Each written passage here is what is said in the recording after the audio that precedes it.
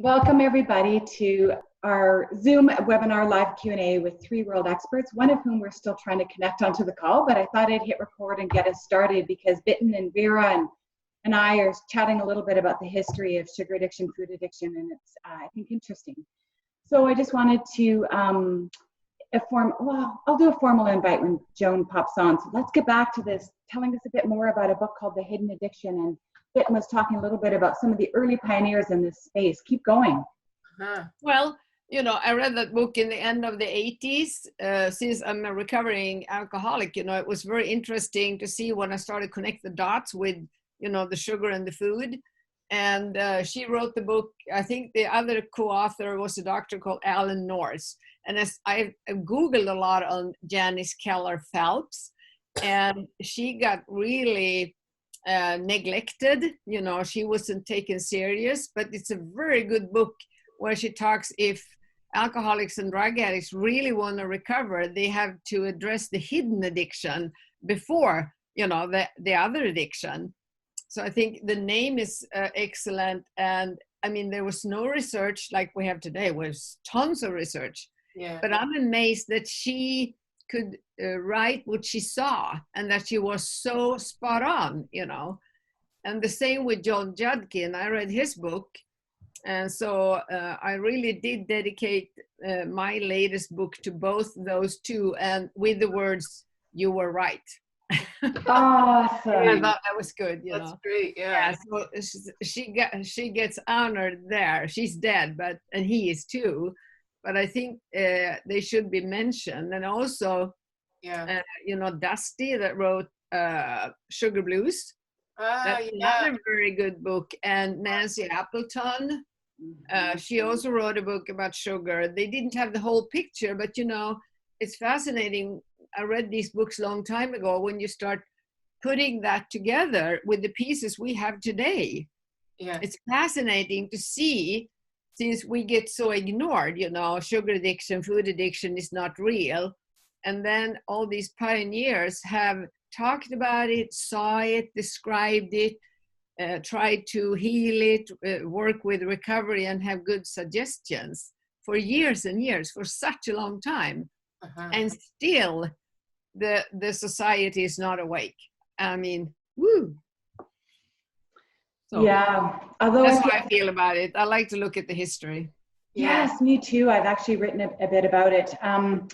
I dedicated my work to William Duffy as well, because the first book that awakened me was The Sugar Blues, and there was no going back. It just lit me up, and I was so on fire, and I was so excited to get off sugar. And then when I realized how incredibly difficult it was to get 3 days, I slowly had that sinking feeling after several weeks. There's something not right here.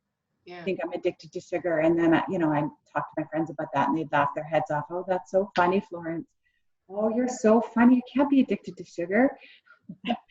You need that to live." Yeah. You're imagining. Yeah, my initiation into this whole field was the book that we mentioned earlier, Potatoes Not Prozac. I remember reading that thinking, you mean this could actually be like a drug? I mean, it was just the seed. Later, when I got into the field, I really and read these other books. But that was for me, that was the first introduction. Wow. Yeah. And she had 3 books out. I had read the Sugar Blues, and in the back of the Sugar Blues are some references to other books. I ordered all of those books. Some of them were used and tattered, but I ordered them and I got them. And then I went into the references in the back of those books and started to pull them out. At one point in my life, I felt like I was probably one of the biggest nerdy, most up-to-date on this topic, so much so. And then I realized that after I tried to get sugar out of my diet, and I wound up, hitting that deprivation mode, which led to the binging, which wasn't there before. I just ate it all day long. And then I started to deprive, and then I would binge, and then I wound up with an eating disorder. And I thought, this is crazy. Yeah. And I thought there's a connection between sugar addiction and eating disorders in women. Yeah. So I decided to write up a 2-page summary and go off to Ireland, actually, to do my master's on the topic. I remember reading that about you. Yeah. And so I got accepted into Trinity College, and I get there and I have all these nerdy little pieces of science, of research from all these various different books that I had read. And Loma Linda University, there had been a little study in Laval University in the late 1960s. They were doing studies with mice and sugar, showing that it acted like an opiate. Anyway, so I get to my campus and my graduate thesis committee, and I'm so excited to tell them about this idea and how I was going to unpack this master's thesis. And the committee was kind of looking at me, okay, well, show us your research. And I'm like, oh, there's this and these little scraps of paper. And anyways, and eventually they kind of looked at me and shook their head and just basically said, you can't do your thesis on this topic. Well, they came back and said, you can't do your thesis on this topic. And I'm like, why? I'm so onto something here. Yeah. They said it's because one of them said, and they were looking down, it was really awkward. And one of them said, because you will not embarrass this institution with this topic. There's no science that suggests that sugar could be addictive or that is bad for us, or, and I was devastated. But about 3 years later, I came back from Trinity College, came back to Canada, and Kathleen Desmaisons. Hey, Joan! Kathleen Desmaisons had written her first book. Oh, yeah. And I was like, oh, she did it! This is great! And I hugged her, and I loved it. Yeah. She did it. She did it anyways, and did it way better than I could ever in a million years have done. So it was so awesome. Yeah. It was Hi, Joan. Very much my way. Sorry. Hi, Joan. Hey, everybody. Hello, hello. Hello. We're just riffing on the history of sugar and food addiction and some of the early pioneers and authors. And when did Kay Shepherd write her book? Was that the late 80s, 18? Yeah, I think late 80s, beginning 90s. Yeah, she's really, even though she's still on, I think she's still working. She's definitely a pioneer. Definitely. Yeah, absolutely. Yep. Yeah. Julia Ross was very early on into this too. Yeah, I read her books too when they came. Yeah, I read those too. And I spoke to her that time. Mm-hmm. Me too. I asked Kay Shepherd how she got started. And there was the Glen Bay Hospital. Oh, yeah. Had actually a food addiction recovery ward. And then the insurance companies declared that it didn't exist and the ward had to break up. But Kay and Phil Wardell and yeah, he's definitely a pioneer too. We have to mention him. Yeah. In context. Who's the priest? There was a priest involved at that time, Father. I don't know him. Yeah. Amazing. So fun. Oh, great. Well, maybe we can chat. And Dr. Stark. Dr. Stark. Dr. Stark. Dr. Stark? Who's Dr. Stark? Well, there was just this crew. There was Kay and Phil, Dr. Stark, and this father. Oh, that's terrible. I can't remember his name. There was actually a group of practitioners. I would say, Julia Ross got the concept. And then there's the book, Beyond Our Wildest Imagination, that talks about the very earliest days of OA, starting to come to grips with abstinence. Mm-hmm. Yeah. I would love and Joan Ebbett. Let's not forget Joan Ebbett and Patricia Devlin. I got to meet them in Chicago, 1993. Joan Ebbett was actually the one starting, took the model from what we call Minnesota treatment, like 12-step based treatment for alcoholics and drug addicts. And she just transferred that on to food addicts. Mm-hmm. And many of them talked about food alcoholism. Yeah, wow. Used that terminology to talk about the loss of control because they didn't, use the word addiction because they were thinking, in that way. But they say, we are like alcoholics. We're food alcoholics. So I was over in Chicago at the Trinity General Hospital, 1993. That's when I started in October. And I met with them. And, I remember Patricia Devlin, the dietitian that worked with Joan Ebbett. She said to me, whatever you do, get a dietitian or somebody that likes because she asked me, do you like talking about food? No, it's boring. I don't like cooking. And she said, okay, get a dietitian that do that for you, or these people are going to drive you up the wall talking food. And that's was really true. Yeah. Because, I mean, we're obsessed with food. We want to talk about food, but that was funny. So I'll never forget them. And Joan Abbott has written a book too, with lots of stories. We see this, and then this coincides with the tobacco companies coming into processed foods. Yep. Starting to load them up with addictive substances, which is mid 1985. Yeah. Wow. Yeah. True. Then the problem just explodes. Yeah. Wow. We can see that for sure. Awesome. So what I'll do is I'm going to just do another formal introduction now that Dr. Ifland, if you'd like, you can rename your your name on your camera. It's saying Amy, but I think there should be 3 dots, and I think you can rename yourself. Hopefully you can. And I'll just do another quick welcome. And then maybe what I'll get the 3 speakers to do is just do a quick little introduction, like their credentials, their history, how they got started, something, whatever they want to share about themselves. And then we'll start to field questions. So for those of you that are just hopping on, please put your questions into the Q&A section. And then we'll just read questions from there. Oh, there we go, Dr. Ifland, you got it, perfect. So, Bitten, why don't we start with you? Do an introduction of yourself. Okay, I'm a recovering alcoholic, and I was smoking at that time. So after 7 years in recovery from that, I decided to be healthier. So I quit smoking, and I drowned in sugar. I mean, chocolate was, my breakfast, lunch, dinner, snack. I mean, you name it. So that's all I wanted to eat. I loved it. And of course, I got a lot of consequences, all kinds of consequences, mainly fatigue and, of course, some weight gain, but that wasn't the worst, the fatigue and the craziness. But anyway, so that's when I started to look at it. And as I said, I ended up in Chicago because I was working with Parkside Medical Corporation in Sweden at that time. And I met Joan Abbott and Patricia Devlin, and they said to me that I was a food addict. And I said, I never heard that name. What's that? What is a food addict? And I said, I don't want to be any more addicted because, alcohol and nicotine was enough. So I said, no more addictions.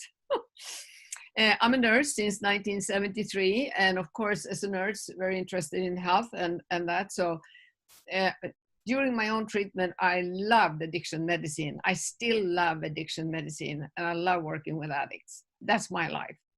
So that's what I do. And I also am Addison Sugar certified, and I teach today. I don't take clients, I teach professionals. And that's wonderful. So that's me. Awesome. Tell us a little bit about how you teach professionals. Talk about that a little bit. Well, when I started 2012, I ran a treatment facility and I had to close it because we had too much clients, and the NHS didn't want to pay for all of them. So I had to close it. And I had a queue of 375 patients. That's what I have to close. I mean, yeah, that's horrible. But anyway, that's Sweden. So, and they don't like the diagnosis, food addiction. Mm-hmm. But what I do, I've developed the holistic addiction medicine because, I work by the definition that this is a brain illness with physical, psychological, social, and spiritual consequences. So, of course, I developed the treatment program, a protocol, with tools, many tools in all those areas. And that's why I call it holistic.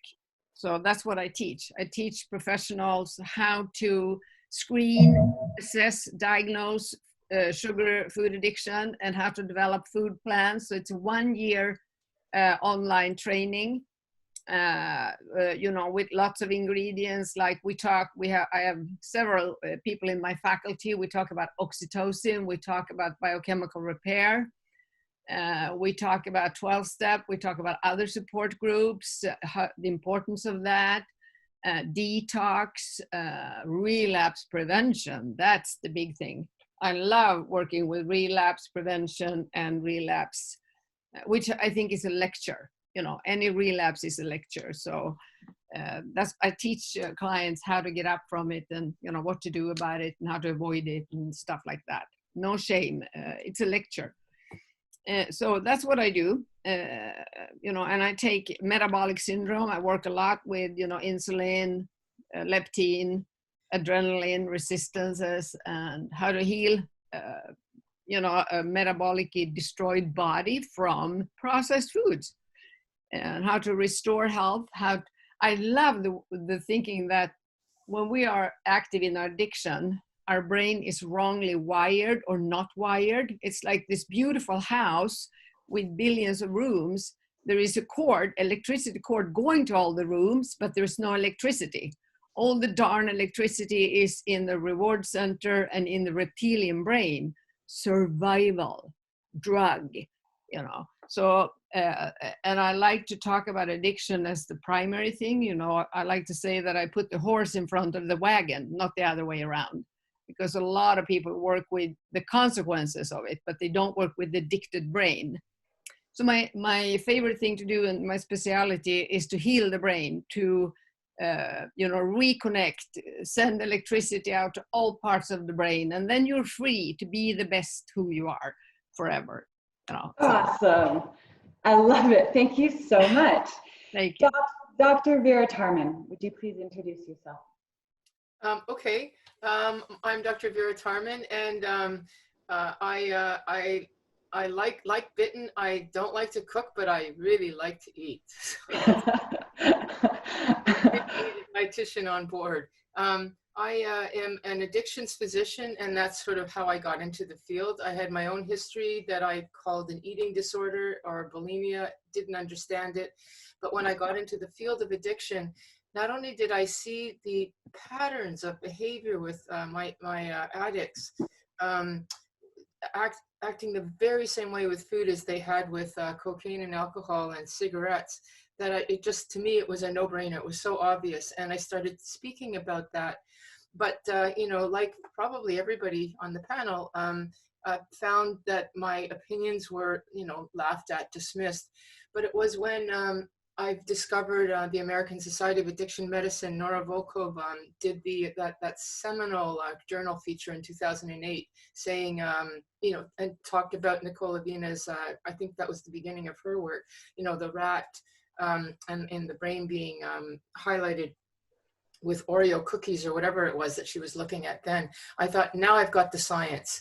And once I had science in my hand, I wasn't going to be stopped. So I started talking about it professionally, and then as much as I could on social media sites and whatnot, just to get it out there. And it's amazing. I mean, we were talking about the pioneers. It's like the ground was laid already in the community, but we had to have that scientific and clinical stamp, which is exactly what we're doing now. I mean, Joan, you've got a wonderful book that gives that stamp. So, and anyway, I mean, we're at that edge now. And so I think we're really, really in a privileged position. And I'm really glad to be on the bus at this turning point. I don't know for how long, but at this particular point, I'm thrilled to be on this bus. That's it for me. Well, I guess I should say I'm a medical director of Renaissance, and we have a food addiction program, both in-house and outhouse, you know what I mean, outpatient. Yeah, and so I continue to work in the field clinically as well. Okay, that's it for me. And she teaches in my faculty. She teaches my students too. Yeah, and also, in fact, the Esther. Yeah, yep. Fantastic. And did you mention that you have a second edition on your book, Food Junkies? Yes, I have Food Junkies, which came out in I don't remember, 5 years ago, and then a second edition this year. But what I'm really thrilled about is that I got a French edition now, so that's really great. So anyway, I'm really happy about that. Thank you. That's so amazing. Thank you so much. Dr. Joan Ifland. Well, I'd like to say that my addiction started with my grandfather, who owned a candy store. I was addicted at conception. We now know that my parents' genes were replicating in an addictive way. And I had a very traumatic childhood, and learned that I could numb that with processed foods. Yeah, fast forward, finally, after having 2 children in '83 and '84, I became a yo-yo dieter. That's also about the time frame when tobacco was putting addictive substances in our food. And came across Kay Shepherd's book in 1996, got into recovery, thanks to actually being in a different 12-step group for miserable personalities. So I was a rager and my parents were ragers. And I had an older sister who was also a rager. And that's what I was determined not to do for my children. So I did the only thing that was available at that time, which was one-on-one therapy, which did not help at all. And then I did women's groups, and then I did the codependency group. And it was somebody in the codependency group who saw sugar driving the rage and told me about it. Wow. So in 1996, I gave up sugars and flours, and the raging just faded away. It was shocking, along with sinus infections and fatigue and brain fog and cravings and allergies and depression and anxiety. So I adopted it as a career. I had a Stanford MBA. I had an undergraduate degree from Oberlin College in economics and political science. I had worked for a state government. I worked for a Fortune 200 company. And I just said, oh no, this is what I have to do. I have to tell everybody. I started with a one-page handout, don't eat, or eat this, and just eat these foods. And I noticed that nobody could do it. I got my own household on board. I got my own household cleared out. And my kids just started performing unbelievably, like no competition. And then I thought, oh, well, I'll just tell them. I have to tell them. So I wrote a book, a popular book, which is now out of date, over 3 years. And then I started giving talks about it. And I got interviewed to be on one of the big national TV talk shows. And they came back and said, you don't have a degree in your field, and we owe our viewers that expertise. And I just said, well, I'll go get one. And I grew up in Cincinnati, where Union Institute is, and that is the school for new fields. I got to talk to Kathleen Day Mason, who went there, and she said, yes, that's the place to go. So I did that in 3 years, and then we published the first description of, we called it refined food addiction, in the academic press. And that article has now been cited hundreds of times by other researchers who are now attracted to the field. So I went along, got a doctoral divorce, and opened a food company. I thought, oh, I'll just give them the food. They'll see how good they feel, and then they'll just start. No, that did not work. This is a really severe addiction. It's just like handing an alcoholic who's also doing meth and heroin and cigarettes and marijuana, just like, oh, just stop. You know, that's what that prepared meal company really did. But what I did see there is that we had some very high-end clients who got results. And I thought, well, this is a very widespread addiction, because we see people, very high-functioning people, who are losing the cravings and the fatigue and the brain fog. So I then got a contract to write the textbook. And I just had the grace. My father had just died, and I had the financial wherewithal to just sit for 3 years looking at about 8,000 studies and pulling out the 2,000 best and fitting them into like a mosaic, like a puzzle. And what emerged was, this is a very, very, very, very serious addiction.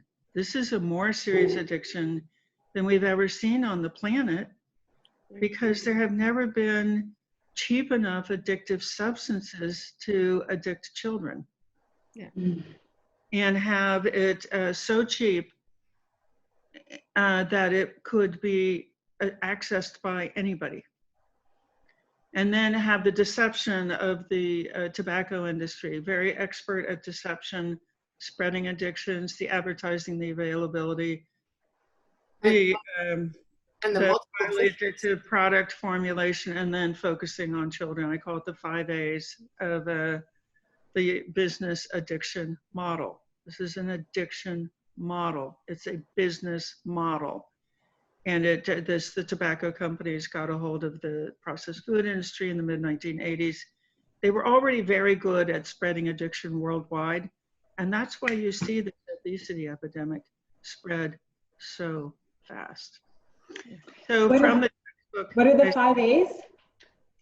Advertising, availability, affordability, addictive product formulation, young age of onset. It's a vicious model. It's how smoking became the leading cause of preventable death. And it's why diet-related diseases have now overtaken smoking as the leading cause of preventable death worldwide. That's how this got to the, the back alleys of Rio de Janeiro, just overnight practically. They got the addiction model inserted into processed foods. Can we ask questions amongst each other? Yeah. Joan, where would you fit in maybe it's in the availability piece. The thing that's unique about food is not only is it's so available and cheap, but we have pushers like the parents from day one, or even in vitro with you.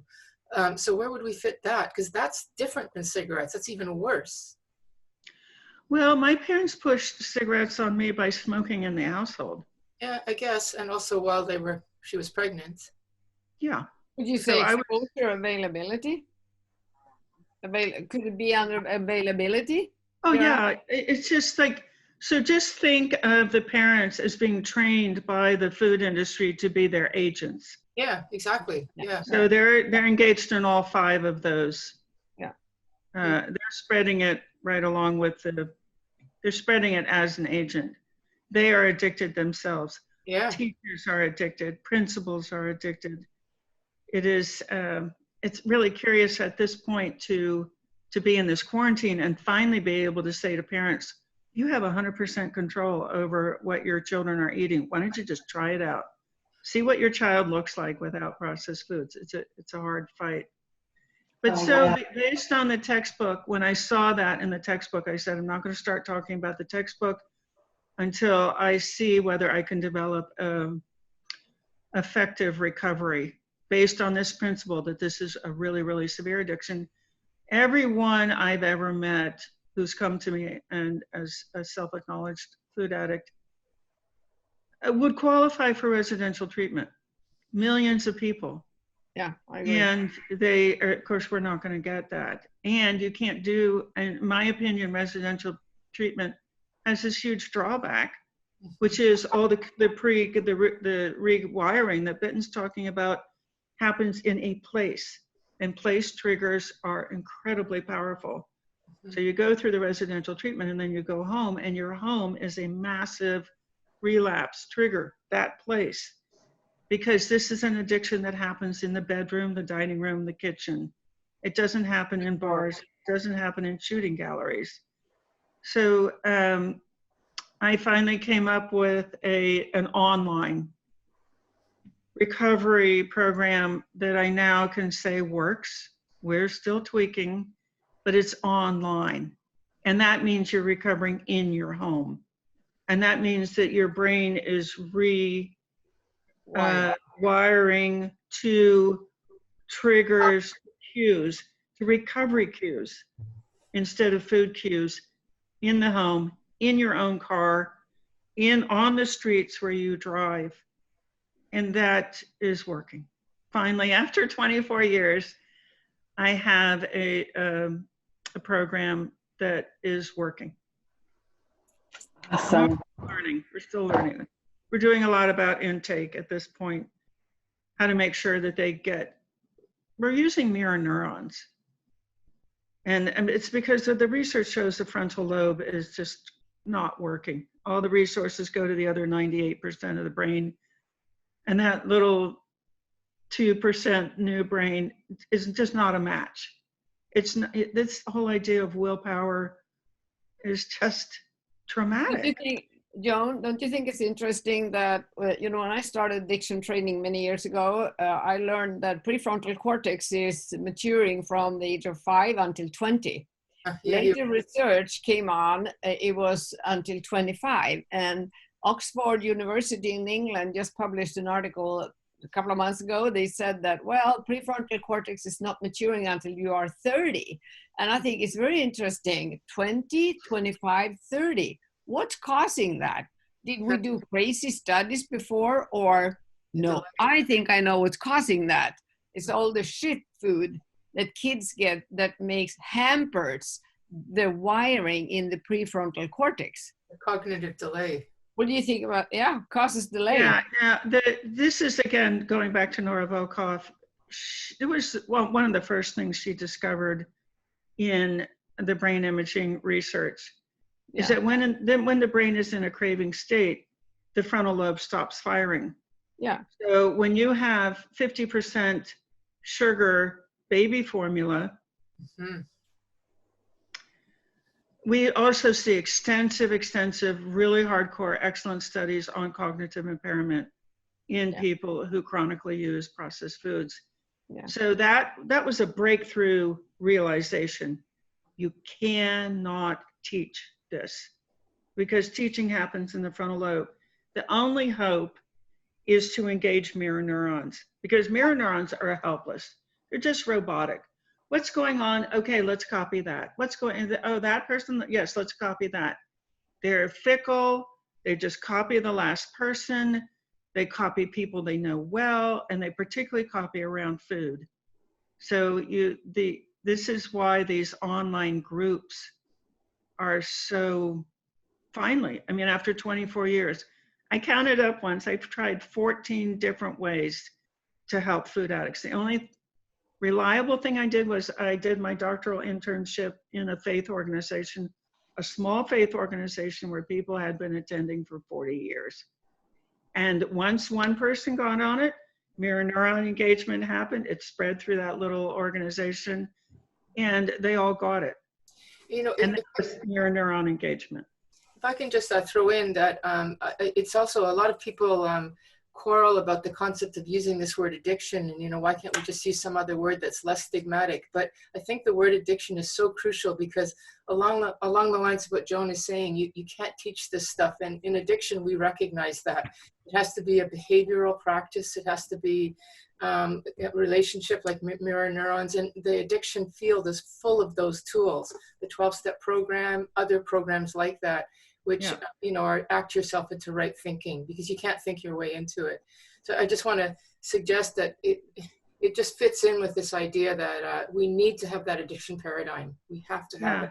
I have fought that tooth and nail for years, that people will call it something else and say I was addicted or I was an abuser, which is dangerous because addiction is deadly. If you don't stop an addiction, arrest it, you're going to die. So it's very important to use the word addiction. And I have no problem once I teach somebody what addiction is and what the addicted brain is, what happened, how they developed an addiction. People embrace it and they own it. And once they do, they can start recovery. If you fight it, you can't. So yes, absolutely. Well, the problem is that you need hours and hours and hours then of reprogramming. And that we offer 4 hours a day of live meetings led by a facilitator. Because the other thing that didn't really get to happen in those childhood years is relationship management. Yeah. True. I noticed when I came into 12-step recovery for food addiction, everybody was fighting all the time. Interesting. And I, as a mom of an 18-year-old, so I'm still in the thick, just on the tail end of having for the last 18 years, watching what's happening with children in schools and food and how I was mocked by undermined and mocked by my own family, and they're good people, but they really truly believed that I would, by denying Sky marshmallows and s'mores when we camped, I was truly doing her harm. But my Sky is sensitive like me, right? And I can see that my sugar addiction is multi-generational. And she's just the next generation down, and every generation it seems to impact them even harder. The things that, maybe were hitting somebody in their 60s, are now 40s and now 20. Now Scott, oh my gosh. So my daughter breaks my heart every day. She's hooked. She knows it. Her friends are hooked. The anxiety, the depression, but it's just crazy to watch. And so I feel that for us as women, those of us that are free, and Amy's not online yet. I just sent her a text to say join us, but she'll come. She's here. She's just not got her camera on. But once we're free, there's such an overwhelming, powerful desire to turn around and to help get other women out of the mud, men and women. You're not making money doing this. You've got a day job, Vera. Bitten, you're teaching only professionals. Joan, you and I are in the trenches working with people, clients, but generally speaking, we're doing this because it literally hurts our heart to know that this stuff is coming and taking our children and taking away decades of our lives. So I wanted to add one thing about how hopefully once women get free, we now turn around and help teenagers and children and work in our schools and work at high levels of government and policy. And the World Health Organization is on this. They're just dropping the ball because there's other issues that are more pressing, but really there isn't. I want to share a story about, I'll tell a little bit about my background as well. I'm like Joan. I have this very nerdy, sciencey, academic brain that has devoured books on this topic for 30 years now, actually. And I was the person that bought all the books as soon as they came out. I read all of Dr. Kathleen de Maison's books, and I brought them to bed and I hugged them, because in my world there was no one to talk to about this, and I knew there was something to the sugar addiction issue, but I didn't know anybody in my physical world. There was no capacity for mirror neuron activity happening because I was the freak, right? The food freak that was trying to cut out sugar. Mm-hmm. So it was so great to bring her books to bed. And then, all of Dr. Nancel Appleton's book came out, and I had the 46 ways, it was 142 originally, ways that sugar destroys your health on my fridge in university when all my friends would read it and roll their eyes. But years and years ago, not so many years ago, I shouldn't say that many years ago, within the last 8 years or so, I read a book called In the Land of Ice. And it's nothing to do with sugar whatsoever. It's a book that someone had recommended about these early voyages to try and find the North Pole. And in Europe in the late 1800s, I believe, mid 1800s, they had believed that the North Pole, because there was warm waters that would come down past Alaska, they believed that there was a tropical paradise, that the Garden of Eden was in the North Pole, believe it or not, truly. And mappers in the early days genuinely believed that if we could just get to the North Pole, that's where this tropical paradise was. So many men had gone on these expeditions and had died. And there's this one particular expedition that was very well funded and very well documented. And this book was written about it. And these sailors who had got past Alaska and into the very sort of higher reaches of Canada there, had discovered an island of completely 100% isolated, this island that was sufficient to feed them. They had seaweed, they had some plants that they could eat, and then they lived on seals and whales, etc. And this island was completely peaceful, happy, healthy, no known violence, like just beautiful.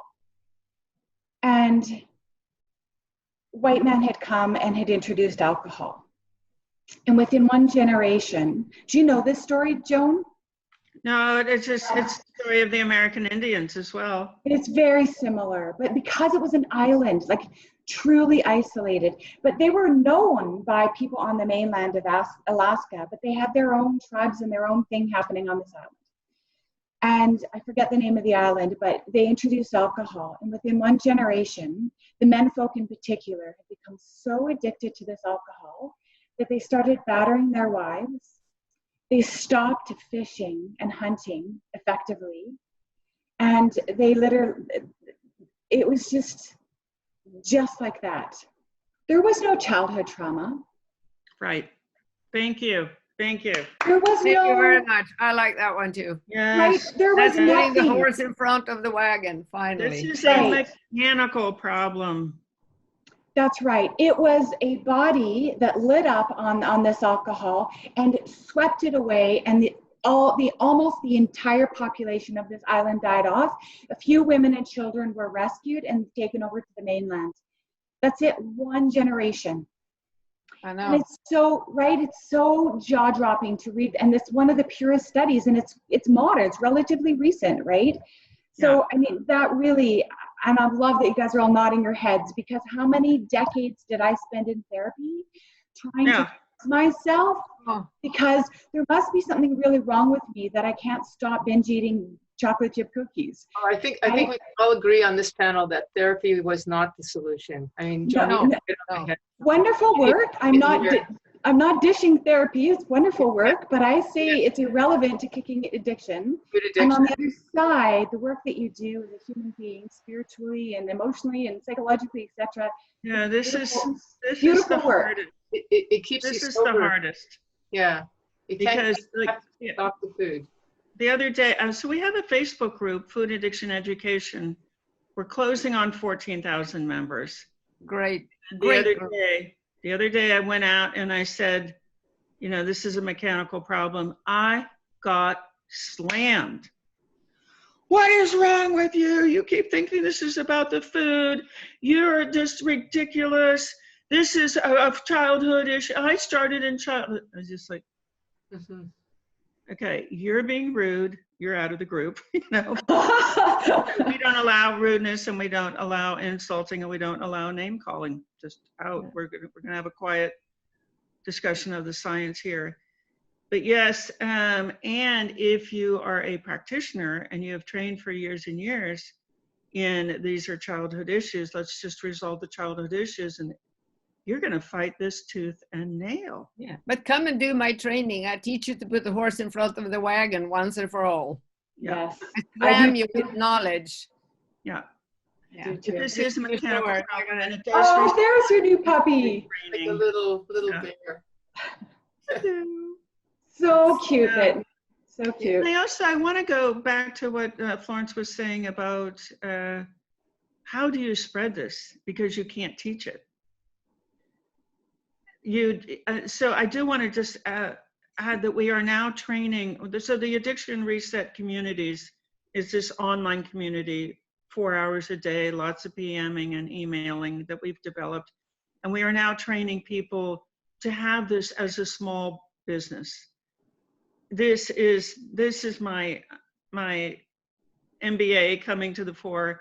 I said for years, if I can give somebody a job doing this, that is how we will spread this. So I do want to just slide that in there, that we now have ARC manager training underway. People can train and get a small job. Bitten has just like went for training. She's training professionals. I am training food addicts to run these ARC online communities. So now we can the world. Yeah. It's so great. And I love, Joan, that you talk about raging and mood disorders, because it benefits everybody when we're all happier, when we're balanced. And I don't know how many years it took me, being post sugar, flour, all junk food free, before my brain just came into this beautiful resilience. And it's not like I haven't gone through life challenges. Some of the darkest things I've ever gone through have been on the other side of ending my addiction. Well, I say ending in the sense that for me, I don't wake up ever and wonder if I'm going to eat that day. It's like, it's over. And I do everything in my power to guard my sugar sobriety with my life. It's one of my most precious things. Yeah. But I lost my thread, sorry. Well, you know what happened is you had this huge field, thank you very much, processed food industry expert at addicting millions of people, this huge field of helplessly reactive, conditioned neurons. And because you got into enough recovery spaces, you've now programmed a bigger field of recovery neurons. These are neurons that helplessly react to environmental cues. We only have 2% of the brain is a are thinking neurons, analytical neurons, evaluative neurons. The whole other 98% of the brain is reacting based on conditioning. So you had the grace to get a big enough field of recovery trained neurons, just finally got bigger than the addicted neurons, and thereby gain control of behavior. This is a mechanical process that you achieve with hours and hours and hours of exposure to new environmental cues. So, I mean, that's just a victory in this culture. Very few people get there. Yeah, down the road down the road, it is my desire to work with young adults and children, like somehow, because I live it every day with my daughter. It's just so painful, and she can be a rager. Mostly she's lovely, but she does have these moments, and she even says, "Mom, I don't even know what happens." And I do know, but I don't know how to work with them until they've got a neocortex. Until an addict's ready, there isn't really that window. So she knows what I do. And I hope that by the time she's ready for help, there'll be groups for teens that can mirror neuron. Joan, maybe you and I could work on that. Is that something we can work on, getting groups where teens? Yes, so this is we started one in Sweden. Did you? Yeah, we have one for groups. One of my counselors, one I've trained, she's working with families and teenagers and put them together. Oh, thank you. That'd be wonderful. Maybe she's listening. I don't know if she's listening. I think she is, or if she's going to listen later. But okay, awesome. And then I have one more coming in to start working with that. She works with young teenagers with eating disorder. Beautiful. Moderation eating. She's fighting tooth and nail with the psychiatric youth people that are going to have talk therapy and childhood and and train them to eat ice cream as snacks and all other crazy things. She's working with getting them to understand this concept that we're talking about. Amazing. 2 in Sweden. Ooh, 2. Yeah, that's so great. Oh, I can hardly wait to see where this is at in 10 years. Like, I'd love to see there be a sugar detox center in every city, every major city in every country. Dr. Tarman, were you trying to jump in there? Yeah, I just want to say, I think that one of the consequences of this COVID is, like, all of us have a Facebook community that we're fostering for this very thing. And now there's Zoom groups popping up, like David is doing something, you're doing something. We have a couple things in Canada where we're trying to do, and so many more people are now aware of Zoom and the willingness to use it, that I think this is potentially the time. So I think it's going to happen, because we all acknowledge that the need for support to maintain sobriety after you get clean is crucial. Yeah. Absolutely crucial. Easily accessible support over Zoom, in your pocket, on your cell phone. And we have to build a bubble to moderate the influences of the environment outside. Yeah. All the change comes from the grassroots, from under. Yes. That people take responsibility for their own recovery. And start working recovery, yes. Mm-hmm. Well, and they get the right resources. Voluntary army of Zoom. Here's what I'm going to do now. So what I'm going to do, for those of you who've been wonderfully putting your questions in the Q&A, is I'm going to take each question one by one. And I'm just going to give, so I'm going to ask a question, and then I'm going to ask an expert to answer it. And then I'll give the other 2 experts an opportunity. Well, I guess all 3 of us an opportunity to add anything if we feel we'd like to. And then I'll take the next question, and I'll ask the next expert. So each expert has the opportunity to take the lead on a question, and then the others will have an opportunity to add anything if they like. So, okay, let's start with the questions. First question here. Nope, that's the chat. Give me a second. Q&A. I think. Okay, so I'm not eating sweeteners of any kind. Is vanilla considered a sweetener? Might it cause cravings? Thank you. So Bitten, just because you're first up on my screen, would you mind answering that? Vanilla powder, pure vanilla powder is a flavoring. And I would say that it's not a sweetener. If there's nothing added more than organic vanilla powder, you know, it's a flavoring. But I would say that it can trigger somebody that has been, you know, really into, you know, it could be a memory trigger. So the smell and what you put it in, I wouldn't know what I would put it in, but, you know, it could trigger. We call those cue-induced cravings. Yes. So that's certainly, you know, something to be aware of, because your brain will associate it with something with that the drug was in. So I would be very cautious.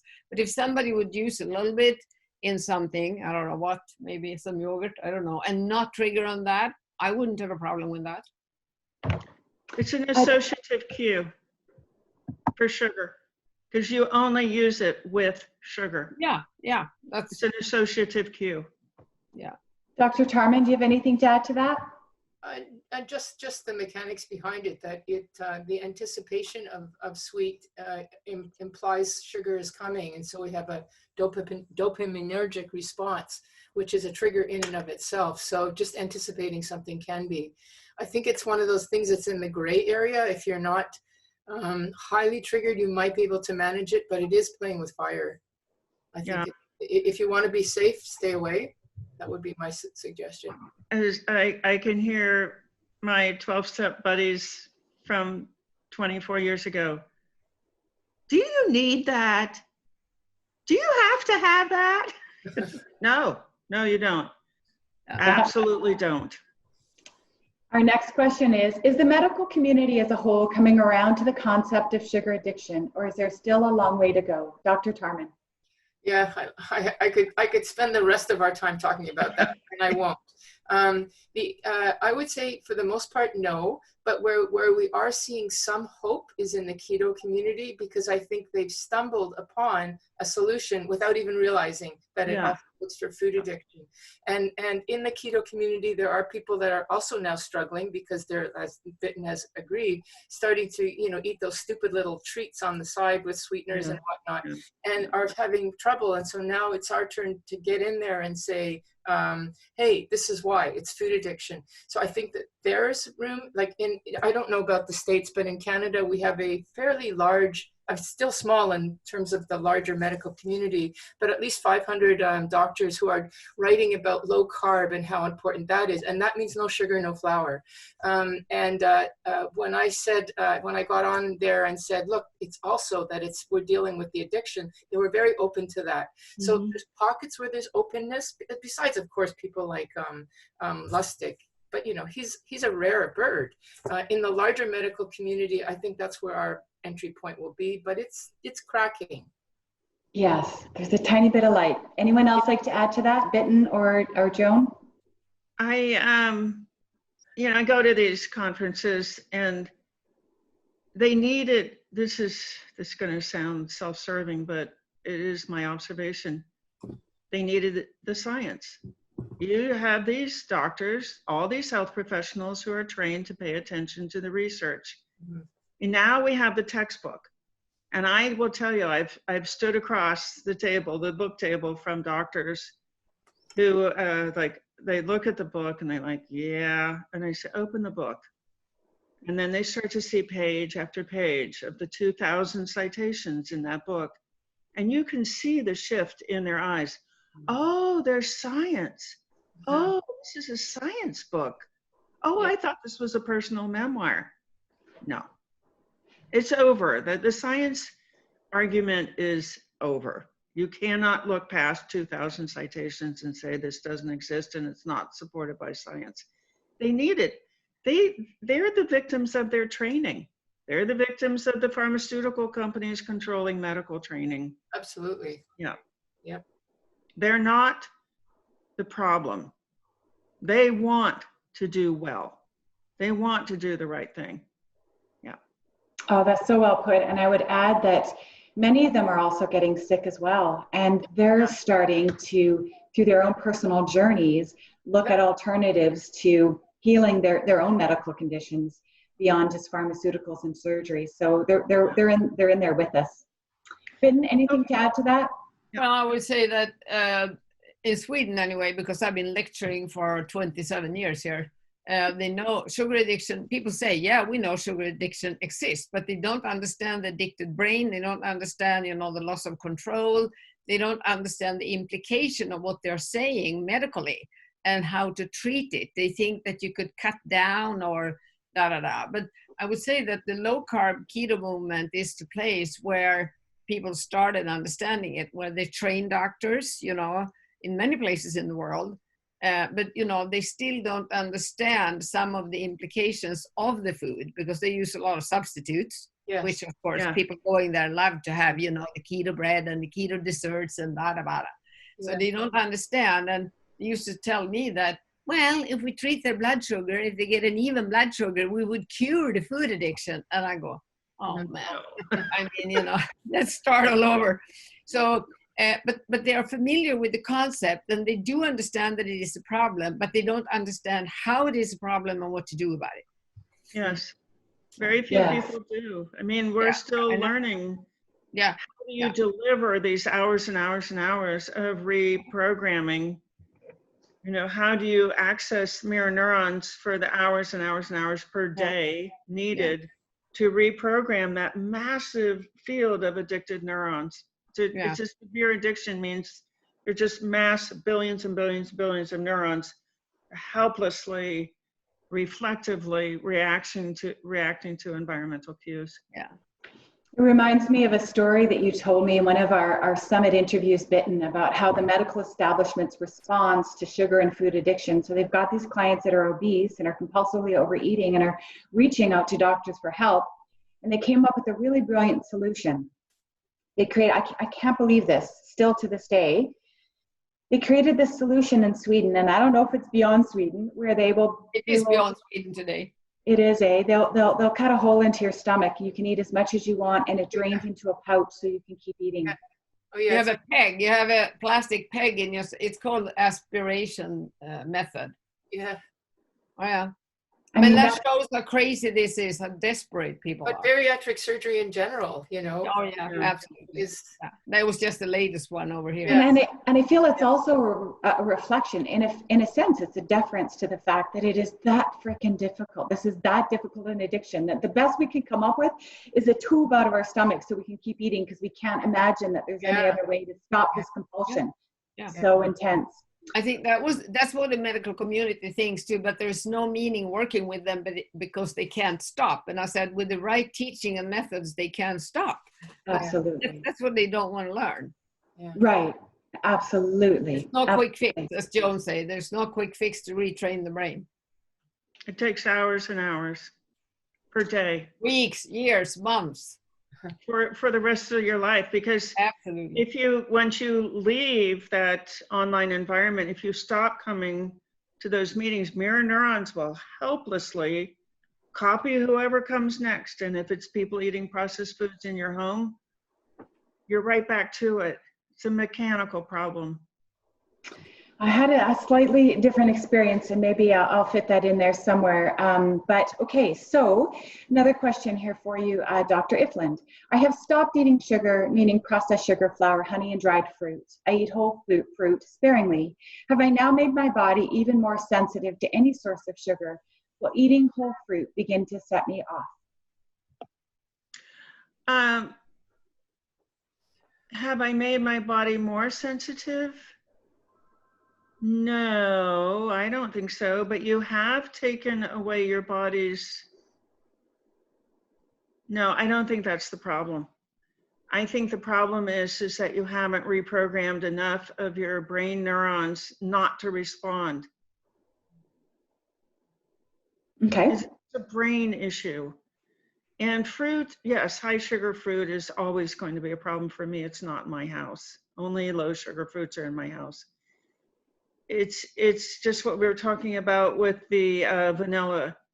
I don't want to get anywhere close to substances that my addicted brain will respond to, because that programming will always be there. I've got this nice, huge field of counteracting programming set up in my brain, but that old, it's just like riding a bike. Riding a bike will always be there. If I might not ride a bike for 30 years, but I'll get on a bike, I'll wobble around for a few minutes, and then the bike neurons will wake up and I'll ride that bike. I don't have to relearn it. So this is such a severe addiction. I don't want to do anything to provoke it, even getting close to provoking it. But what people often miss when they say, well, you know, I eat fruit, it gives me cravings. It's like, what? There are 5 other major categories of craving triggers. And what's going on with those 5? Food is one of 6. So you got the food under control and you're still having cravings. It's because there are 5 other major sources of cravings triggers: body, environment, relationships, loneliness, and emotions. And so it's kind of funny, but in our recovery community, we don't talk about food. We're not allowed to talk about food in broad categories with our struggles. And we're not allowed to talk about body shape, because those are topics that the tobacco industry has used to pull us away from what's going on in our brains. So we talk about emotions, loneliness, relationships, body pain, but we really talk a lot about environmental cueing. And how do you set up a household? How do you set up your car? How do you transform your home from a relapse cue to a recovery cue? How do you transform your car from a relapse cue? Oh, we're going to go get something now. How do you transform your car from a relapse cue to a recovery cue? This is where I listen to podcasts. How do you convert driving down that boulevard, which is lined with fast food outlets? How do you convert that from a relapse cue to a recovery cue? We see the research. This is a cued disease. And it is a disease. The brain's doing the same thing as an alcoholic's brain. Bitten or Dr. Tarman, do you have anything to add to that? I don't use fruit in my food plan to people. I use berries, but not fruit, because in the long run, I see that people tend to want to overeat fruit and have them as a dessert or take one more. And, that's, as we say, 1 bite is too much and 1,000 is never enough. So it's it might be people that can do it, but I think it's a tricky business. And it also depends on your insulin resistant, your metabolic syndrome damage, your triggers, there are many factors. So if I do a general food plan, I always say, take away the fruit, eat berries. Mm-hmm. Awesome. Dr. Tarman? Yeah, I want to say, we acknowledge that food addiction is a chronic and progressive condition. And if a person is in a mild state or even semi-mild, they may be able to get away with fruit, but I don't know if that will continue over time. Yeah. And there's hormonal changes that happen with women where they may have been able to get away with grain in their youth, but no longer can as they get older. I see that happen a lot. So is it a gradual degrading of our resistance, our hormonal and other metabolic resistances, that we can no longer eat those foods? Or it could be, as Joan is saying, the constant onslaught of cues over time wear us down too, so that that there is a progression, and you might be able to get away with something at one point, but not later. Yeah. I just have to add, personally, I've cut out, I'm now 68, I've cut out many, many foods that I could eat 24 years ago when I started, happily. Exactly. Yeah, and sometimes the opposite is the truth as well, that in the early days, what you can't eat, you can go back to. I know that for me, when I gave up all the processed refined junk, that was stage 1. And then I discovered that for me, my sugar dragon was dragging other kinds of carbs in that were considered whole foods that were just the newest, right? And then I had to, oh man, I have to give up grains now. But it was a journey of eliminating till I got to a meal plan where there were no cravings. That whenever something kind of lit me up and gave me that little feeling, I was like on it. I was looking at it going, oh yeah, no. Organic purple corn chips. Look, I didn't give up Black Forest cake for breakfast to fight with you. You're going on the red list. Like if I'm going to fight with the food, it's going to be Black Forest cake, because, right? So that's the thing to pay attention to when you're eating food, even if it's a healthy whole food.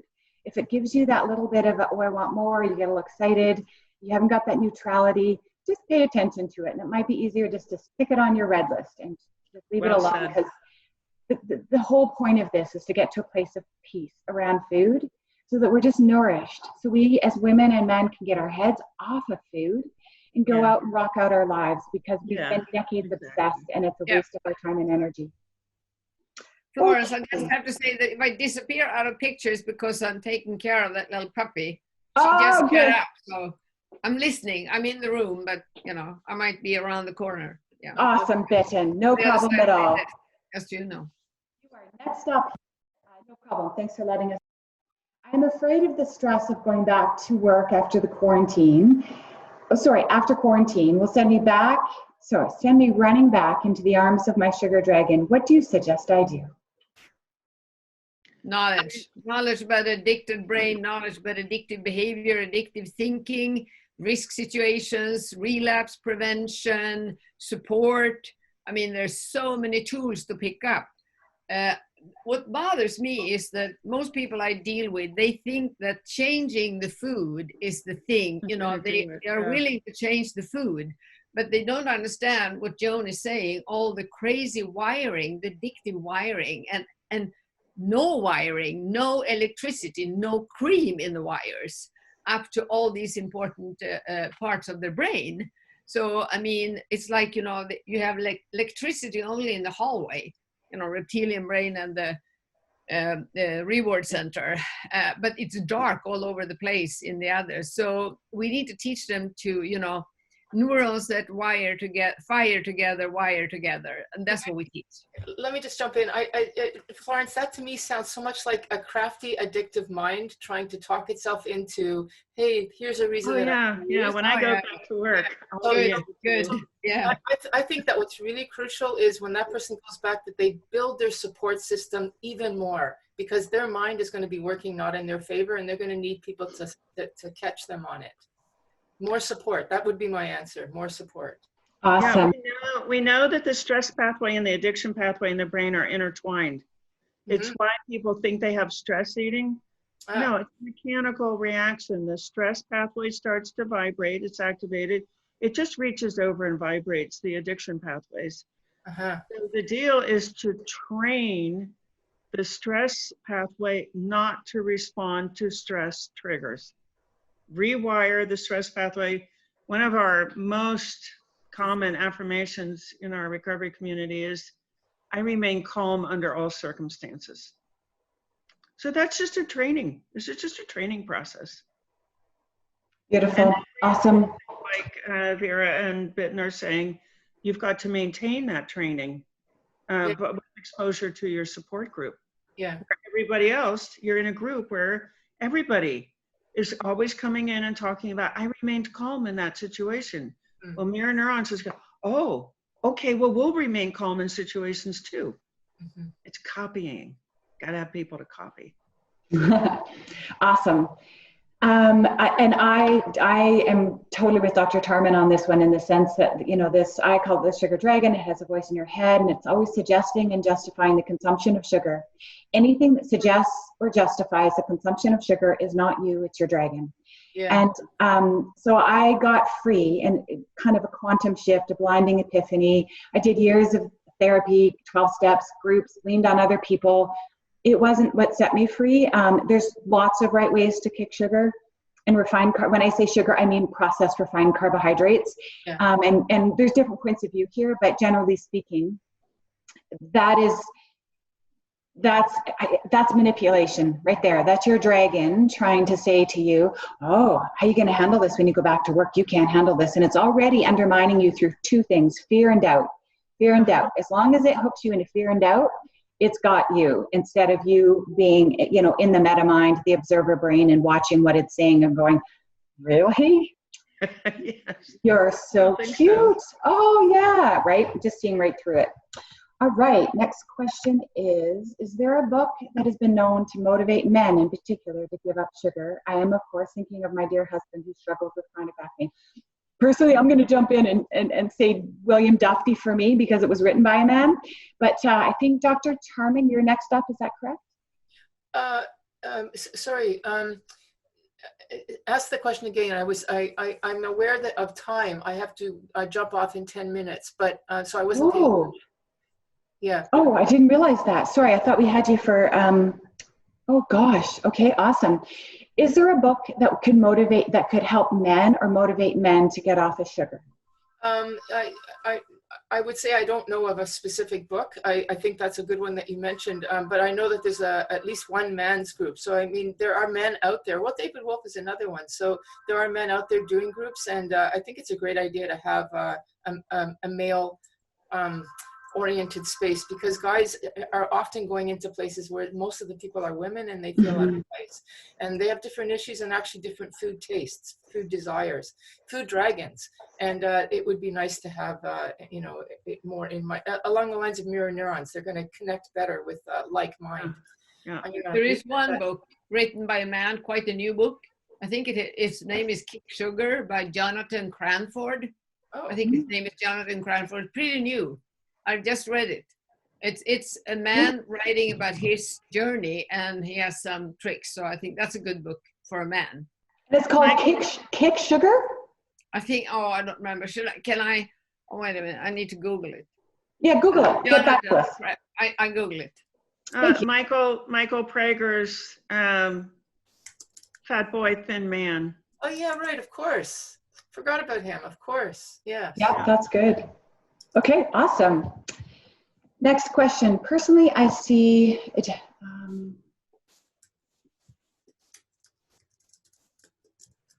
Okay, so personally, I see. So I think this is for you, Dr. Ifland. Personally, I see a difference between ingesting straight sugar, jelly beans, licorice, hard candy, and sugar plus fat, rich desserts. Straight sugar does not trigger me in the least. I couldn't care less. I think this is common. I also do not crave sweets in the morning when the addiction model says I should be in withdrawal. Wouldn't this suggest that there's more to it than just sugar addiction? Thank you. Yes, we have a free website, Food Addiction Resources, which is handouts.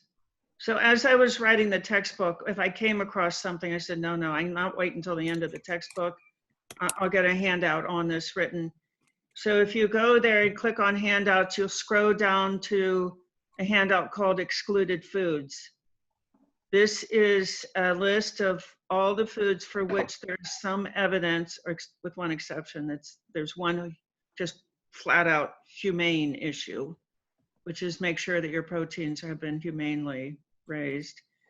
So this is what she's talking about is a polysubstance abuse syndrome.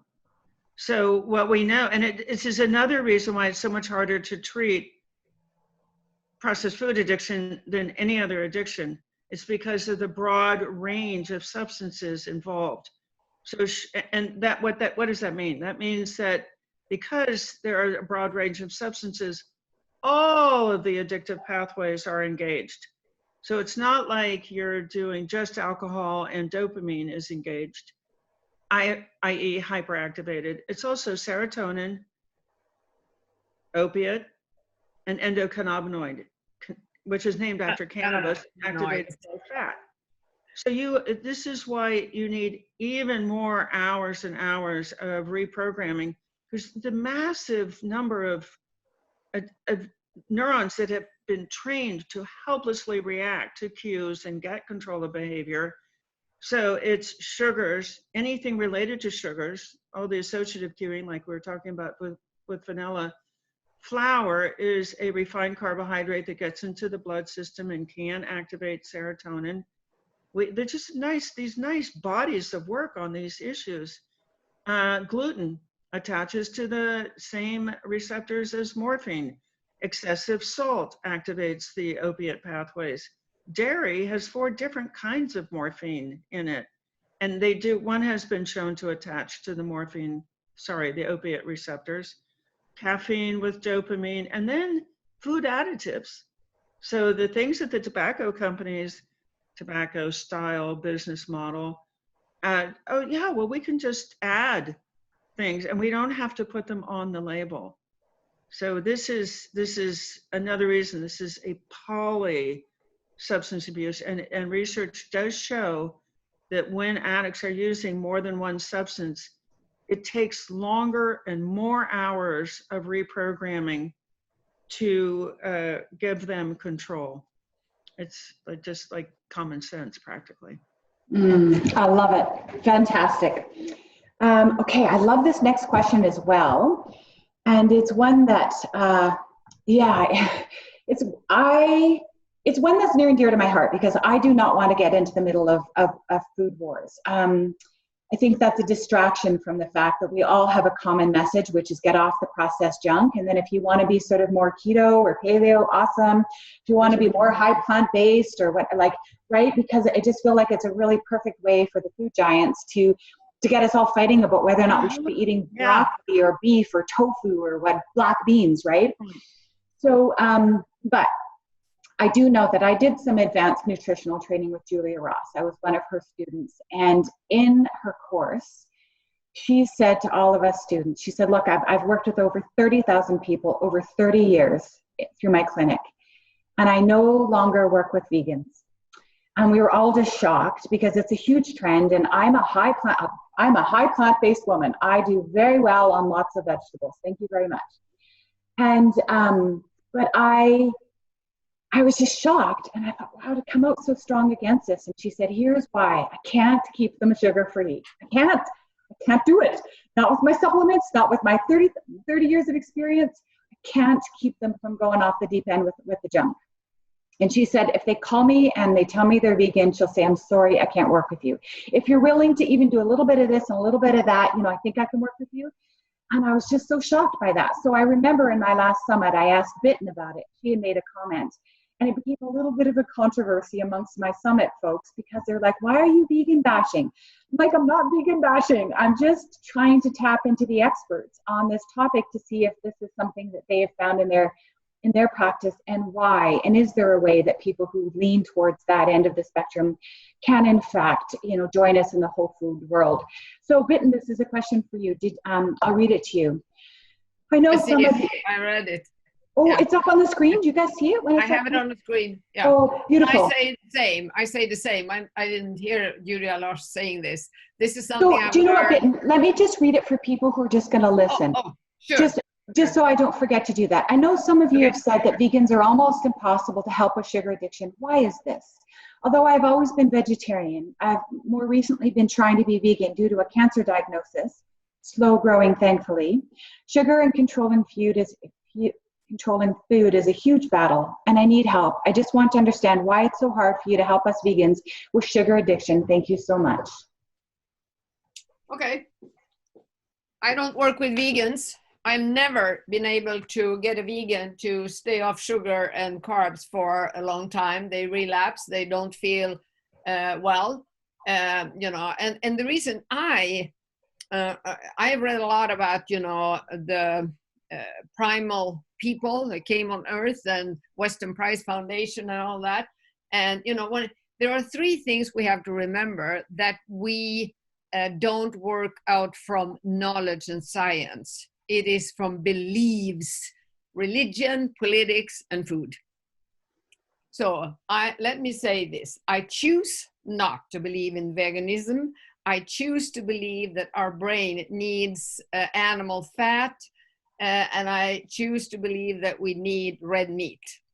So that's my firm, from the science and what I've learned about the human brain and the fatty acid profile in the brain, and also how neurotransmitter, especially dopamine, is made from essential amino acids, which we found in animal protein.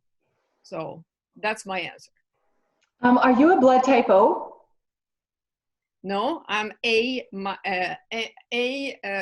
RH minus. Oh, okay, interesting. Dr. Ifland, would you like to weigh in on that? Yeah, the research shows that having animal protein is more stabilizing. So you get a better blood glucose stabilization. The higher the protein, the better the blood stabilization. But I go back to brain function.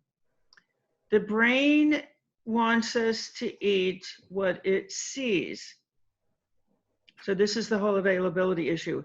If you can persuade the brain that animal products are not available, the brain will settle right down and eat plant products. So the food is 20% or less of the problem. Sorry. The other 80% is body, emotions, environmental cueing, loneliness, and relationships. So if I can get the person to get the animal products out of their house, get the processed foods out of their house, and not look at people who are eating processed foods and meat, that brain will settle down just fine, as long as they're also getting the rewiring in terms of connection to other people. They don't have relationships that are abusive.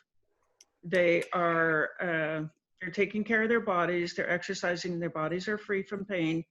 In other words, if you can get the rest of the cueing down low enough, and then you can persuade the brain that processed foods are not available and animal products are not available, people will settle down and they'll do just fine. There are cultures there are cultures all the way from the Eskimos that do that carnivore diet to jungle cultures that it's just too hard to kill an animal and eat it. So they're plant-based. That's on the one hand, and on the other hand, it's very, very easy to get plants. It is harder. It takes more training. It takes more hours in these retraining environments. And then it takes a lot more willingness and skill to persuade the primitive brain. In other words, you've got to be capable enough to keep those cues away from that primitive brain. It can be done. It absolutely can be done. And vegans I'm happy to have them in my program. Awesome. And typically what I do is that I say for the first 90 days, if there are some animal-based proteins that you could live with, like maybe some fish or something, maybe a little chicken, or maybe a little bit of beef or whatever, in the first 90 days, just for that blood stabilization, deregulation, for that optimal amino acid replenishment, because we're incredibly deficient as sugar addicts, that can be very helpful. And then you can decide. So I could tell you a little bit about my meal plan that I recommend everybody for the first 90 days. But after that, you can go back and see how you do. And if it triggers cravings, stay in that place where you can maybe have a little bit of chicken and some black beans. And then you can maybe phase out the chicken and see how you do. But if it triggers those cravings and it takes you back to the sugar, then see if you can find a sweet spot between being mostly plant-based with a little bit of animal protein. And for some people, they can phase right off the animal protein, it seems to me, but they are typically doing very high leafy greens. I have yet to see a vegan stay sugar-free long-term if they're not getting enough leafy greens in. And some people can't digest them, especially when they're later in their 60s and 70s. They can't digest them, especially raw or fresh. So there's commonalities amongst, and I wonder if that's what you've experienced as well, Joan. There's commonalities that they're getting enough protein in, truly, like lots of leafy greens, lots of beans, nuts and seeds. It's not just like brown rice and steamed, carrots and like it's not all the high carb stuff, because that's the preconditions for the possibility of a relapse happening sometime in the near future. Dr. Tarman, we're talking a little bit about can vegans be successfully sugar-free for life? Okay, thanks. I'm sorry about that. I'm hosting another Zoom meeting very shortly, and I had to open that up. My experience is that I don't have very much experience, so I rely on people like Chef AJ, who are totally devoted to the concept of food addiction and are vegan living. So I think that there's I very much want to support them, because that is a political movement, but I don't know anything about it, and I have to plead ignorance and gratitude for people like that who speak. Mm-hmm. Wonderful. And it's really great that we have so many advanced blood work tests now that we can do. So you can sometimes take the guesswork out of it. Am I doing okay on whatever meal plan I've chosen, whole food meal plan I've chosen? And you can work with doctors who can test to look to see if your numbers are in ratios that are ideal. And Dr. Naisha Winter is really, really great at that. She's hard to work with. I don't even think she's taking clients, but she can recommend blood tests and stuff that can help you make sure that at the cellular level as well, that what you're doing is working for you. All right, so I'm Fiona and I'm joining from London. Awesome, welcome Fiona. I gave up sugar and flour at the start of this year. I'm feeling good and have lots of energy and less anxiety. I'm replacing my addiction with oatmeal. I have it for breakfast before bed and now I want it in smoothies with fruit and milk in the daytime too. Maybe it's not a problem. It's healthy after all. But what do you think? I wonder if the brain always needs to be addicted to something. Thank you for your thoughts. And Dr. Tarman, I think you're up next. Is that right? Or is it Joan Ifland? No, Dr. Tarman. Okay, well, she's right. The brain is addicted to something. So once it's addicted to something, it's now addicted, and it's an addicted brain. And there's going to be always a search for a replacement or a substitution. So I think she's speaking from the point of view of somebody who has developed an addiction, and then transfer addiction is just super easy. You know, I'm going to be really honest about this. I have yet to meet somebody who has lived in our society with no addictive potential, because it's just, there's so much available. And now we're doing it to kids and, you know, cigarettes and earlier on. So I think really, I'm just going to say it's not even, we don't even know what the human mind looks like without addiction. We are an addicted generations. And so, yes, the answer is it will always be addicted to something. So basically, our lifestyle is a recovery lifestyle, and it will be ever vigilant of the addictive cues that are out there. Mm-hmm. Okay, that's it for me. I love it. Bitten or Joan, would you like to jump in? What's the question? Sorry, I need to look it up. No worries. It's about oatmeal. So she's given up sugar and flour and she's feeling better. And now she's eating oatmeal for breakfast. And now she's having it before bed. Now she's craving it or wanting it during the day with milk. It's a starch. It's a starch. And any starch is sugar. Starch is sugar molecules holding hands. It's true. That's my answer. Yeah. Yep. So this is why 12-step groups are lifetime groups. It's because of what Vera was just saying, is that programming is there. It's just like riding a bicycle, it's going to be there for life. But I do want to offer some hope, which is the recovery life is a beautiful life. And, you know, not only do you have control over the substances, but you're also like really constantly building better skills to be kind to people, to be considerate, to be thoughtful, to be compassionate, to be patient. You're just, people in recovery are terrific, and training and staying in a recovery community is, it's just the coolest. You know, it's not a sentence, it's not punishment, it's not, oh, you have to do this.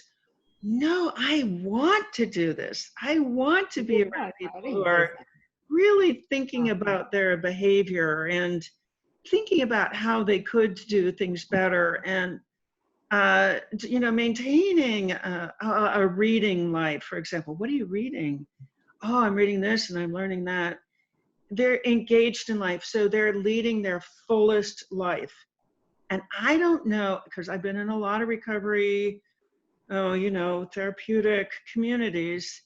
I have never seen any other recovery or any other like lifestyle community do a better job of creating really people who are leading their full life, their intellect, their emotion, their hearts, their bodies, than an alcohol, drug, processed food recovery community. I love it. I love being in recovery. I love talking to people. I talk to them all day long. So what do you think kindness really means? Oh, you know what? I noticed I was kind to this person. It was great. I felt so good. it's joyful, it's fun, it's interesting. Why wouldn't everybody want to be in a recovery community? Yeah, Awesome. I think it's really important to lead with that message of hope and a positive and the depression, something, I'll never have sugar again, but then in fact you'll have a life that's worth living. So cool. So cool to be free. Yeah. I love that, Dr. Tarman. Yeah, and I feel like what you're giving up is feel when we're trying to pull away from sugar and processed foods and all the foods that we love. Like I loved Black Forest cake for breakfast. Truly, that is the ideal breakfast for me. But at the time, I was so focused on what I was going to miss out on, the deprivation of my favorite breakfast. But when I'm eating sugar, I don't even notice what I'm depriving myself of when I'm right. So when I eat sugar, I'm depriving myself of peace of mind, of energy, of a clear, resilient emotional state. I deprive myself of being able to be present at parties, because the minute I have one brownie at a party, all I'm thinking about for the rest of the party is, can I get to another one? And is anyone going to notice I'm having number 5? I'm gone. I'm no longer in relationship with people. I never focus on what I'm depriving myself of when I'm in the, going off the deep end with junk food. Yeah. And so what recovery allows us to do is realize that when you look at the scales, what sugar brings us is so much less than what a sugar-free life brings us. So I love that message. It's so much better on the other side. We wouldn't be doing this if we didn't genuinely believe we're leading you in the direction of happiness and joy and peace and wellness. I wanted to jump in on this oatmeal topic too, because for me, this sets off a red alarm. And I did this. I got off the processed junk, absolutely. But then all of a sudden I started to sort of, my dragon, this addictive part of me, started to pull in these sort of healthier whole foods that I could justify. Well, it's oatmeal, it's corn chips, they're organic, whatever, right? And I could justify them. And I slowly had to figure out, oh, no. So here's the 5 pillars of the meal plan that I recommend to all of my clients, at least for the first 90 days. No sugar of any kind. Anything that's used to sweeten a food that isn't naturally sweet is off the table. Artificial sweeteners, stevia, all of them. No sugar, no refined starches, no snacking. And this is really just coming from my 12 food addiction days, no snacking, because when we snack, it's almost always because we're going into a little bit of that glucose dip and our body's trying to guide us towards some kind of carb that keeps us from being metabolically flexible into healing our metabolisms. So no snacking. There's lots of other good reasons why we don't snack. It also completely eliminates the habit around emotional eating, reaching for food when we're uncomfortable or bored or tired. That ends at the same time as your addiction when there's no snacking. The 4th pillar is serving sizes. So making sure that you've got a really solid sense of what is enough food in your meal plan, because so often we undereat and we don't make it between meals. So and I do mine's the 5x5. I can talk about that later. And the 5th one is simple. We need to bore the sugar dragon to death. If it's bored and going, oh my God, salad and black beans and chicken again, I'm like, yeah, the dragon's bored. I'm doing something right. I'm just here to refuel. I'm not here to party with food anymore. This isn't the highlight of my day. And sometimes I'm like Bitten. I hate cooking. I hate being in the kitchen. The quicker I can get in and get out, the happier I am. So I throw stuff in the Instapot and sometimes it comes back out and I'm like, I don't care. I eat it. It's my food. It's whole foods and I move on with my day. So, and for some of you that are gourmet and love to make elaborate, beautiful meals, that's okay. But in the early days of recovery, simple is so important for so many reasons. We're tired, but partly because we want to bore the part of our brain that's constantly looking for novelty and dopamine hits from our foods. So Fiona, I'm going to say the way you're treating oatmeal in what you've written, your dragon's just trying to sneak it in the back door. You're probably wanting fruit and milk and oatmeal because it knows you're not going to eat sugar. So it's actually going to kind of the next level of sugar, but it's still sugar. It's still feeding your addiction. You're never going to get to this place of total peace. So I would say nip it in the bud, get back to 3 square meals a day, no snacking, and you'll see that oatmeal will have a place in your meal plan potentially, but it's not going to be something that's, it's being snuck in the back door. Okay. Next one is mine. Take it. Okay. So Who said that? Bitten. Bitten, okay. If a person primarily binges on sweets, how can they tell if they have a sugar addiction or a binge eating disorder? It seems like an important distinction since the recommended treatments for the two conditions are very different. Thank you for that question. I'll tell you, there's a way. You do a sugar evaluation by one of my trained professionals that are sugar certified and licensed. They will tell you right off the bat, it's an interview 45 minutes, and then you will know for sure if you have a pathological use, which is addiction, or if you have a harmful use.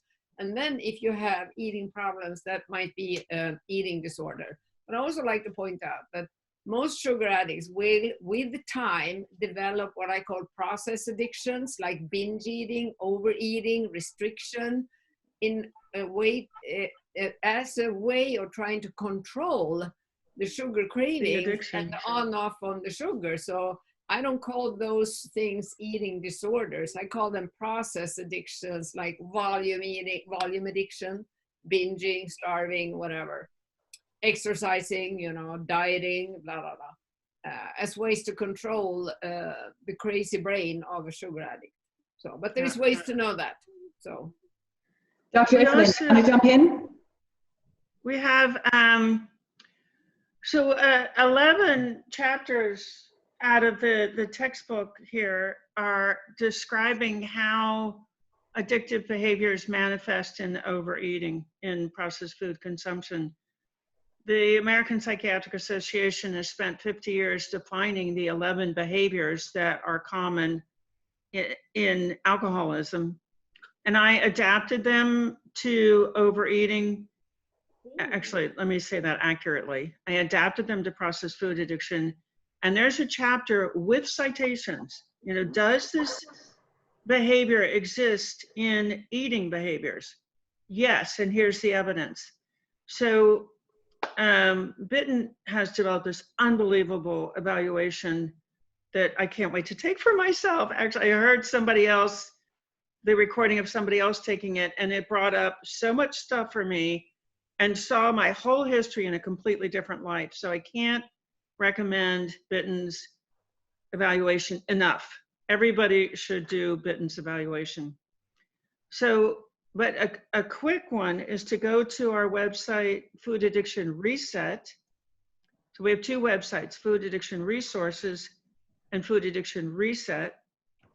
And the 11 DSM criteria are there in a self-quiz. So you can go in and take the self-quiz and you can check them off. 6 or more is a serious addiction. And I've hardly ever met anybody who has less than 6. So this is another way that I know that this is a common addiction in our culture. So it always goes back to the substances. If you can just take everything back to the substances. I love what Bitten just said, which is these quote unquote eating disorders are attempts to cope with, you know, thank you diet industry, which makes food addiction worse. It's an attempt to cope with the core addiction, which is to this group of highly addictive, like sugar is more addictive than cocaine. These are highly addictive substances. So I mean, this may sound disrespectful, but in cocaine addiction, nobody says that cocaine addict has a snorting disorder. I like that. Cocaine addiction. And nobody says that a heroin addict has a shooting up disorder. No, he's got heroin addiction. So the fact that the tobacco industry has done such a good job of deceiving us, they hid the addictive substances in our food. People just, it's so hard to wrap your brain around that you keep thinking, oh, it must have something to do with eating. No, eating is just the method of ingestion. It's the method of consumption. And nobody says, you know, a smoker has a breathing disorder or they got an inhaling disorder. Let's make their trachea smaller. No, that is the core problem, is that people don't see this is a straight up, really serious substance use disorder that has a lot of manifestations and a lot of mythology and confusion. And I'm going to jump in to say that there is a book called Brain Over Binge, and the woman who wrote that book, Catherine Hansen, and I have all my clients read it, ended a binge eating disorder, but she wasn't a sugar addict, so she still dabbles, she still eats sugar. And she says that, I eat it every now and then, whatever, it's a non-issue for me. Awesome. I'm a sugar addict. So for me, my binge eating was entirely tied to the substances that triggered the desire to overeat. If I take out the foods that create the cravings, that create the desire for binging, my binge eating disorder resolved itself.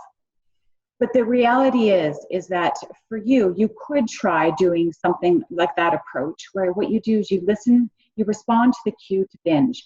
We all feel it. We know what it feels like. Not everybody who's a sugar addict is a binge eater, actually. I've had clients that are not. They just dabble all day long, and they don't tend to binge. The grazers.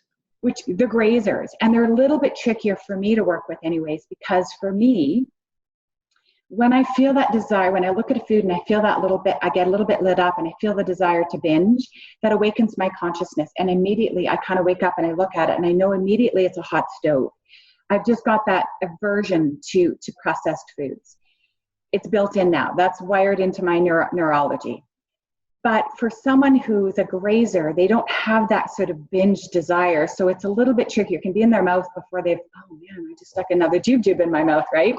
But if you're a binge eater, it's awesome because that cue is so strong and so clear. As soon as that cue comes up, you can awaken your consciousness and go, you can either choose to, then you learn how to ignore it. Oh yeah, I see the urge, and you meta-mind it, you observe it, and you kind of can separate from it so it doesn't hook you.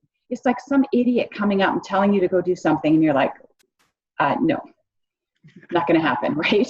And so, but I would suggest you can try and read her book, Brain Over Binge, and maybe you can try and follow her process, which is to listen to the response, the binge cue, and to learn to ignore it, and you just move on. Or what you could do is you could use the same thing, that whatever. And if you find that ending your binge eating doesn't end by doing that, it's probably that sugar addiction is behind it. And if you deal with the sugar addiction, your binge eating disorder is going to resolve itself. At least that's been my experience. Is that true for both you and Joan and Bitten? Yeah, but it takes work. Go ahead, Bitten. Well, if your behavior, which I call a process addiction, could be as powerful as gambling or any other process addictions. You have to understand addiction interaction disorder, one addictive brain, many outlets, and once you curb one outlet, the brain is trying to find something else. That's why it's like Joan say, and I say about retraining the brain, which is a very, very tough work, and you need lots of tools. But there are some questions here. What am I going to do with my craving? I just read through some of them, and the answer is the same for many of them. First of all, you need to be proactive. You have to decide, for today, I'm going to eat like this. And you eat according to this new drug-free food plan. And you also have to plan your day. And you do it only one day at a time. But you have to have a plan. You can't just go haphazard. Oh, what am I going to eat today? And then you come along, the donut center and the smells and the cue-induced cravings, which are deadly on our brain.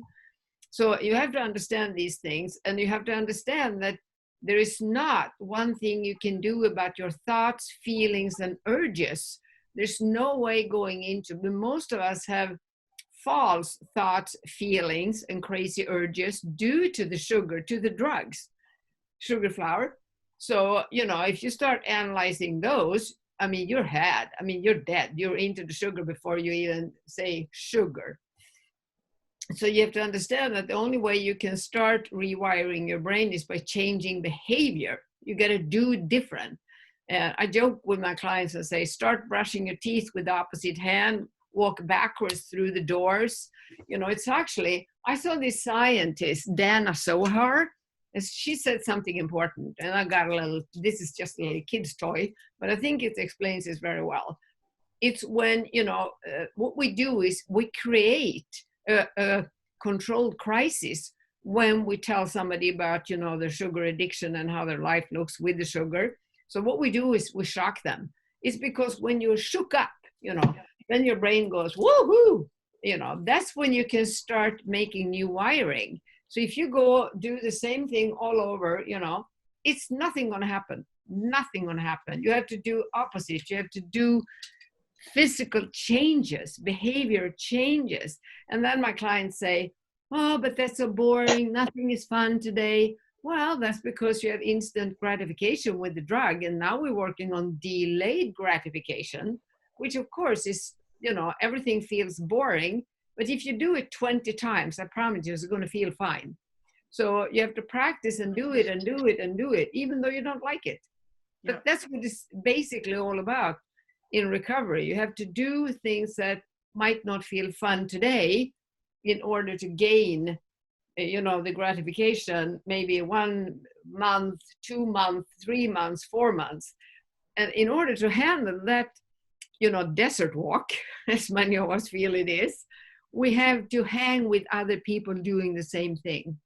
I mean, I feel mostly alive when I talk to other recovering addicts, because, I mean, they have a special way of look at life. They have retrained their brain. They think in a certain way. I mean, like when I talked to Joan, I was high after the first time we talked, because we were talking like this, you know, and the same with you, Florence. So you need to start collecting recovering people around you and start talking to them and ask. And I also love working with solution-oriented groups. Like if I have a problem, I called Joan or Florence and I said, if this was your problem, what would you do? And they, because addicts hate when you tell them, you should do this or you shouldn't do that. Yeah. It's not going to work on us. So, but then recovering people will say, well, you know, if that was my problem, I would do this. And I might call several people and hear, what would you do? And I get several solutions. And then I do I try to do myself what they said. That's how you retrain your brain.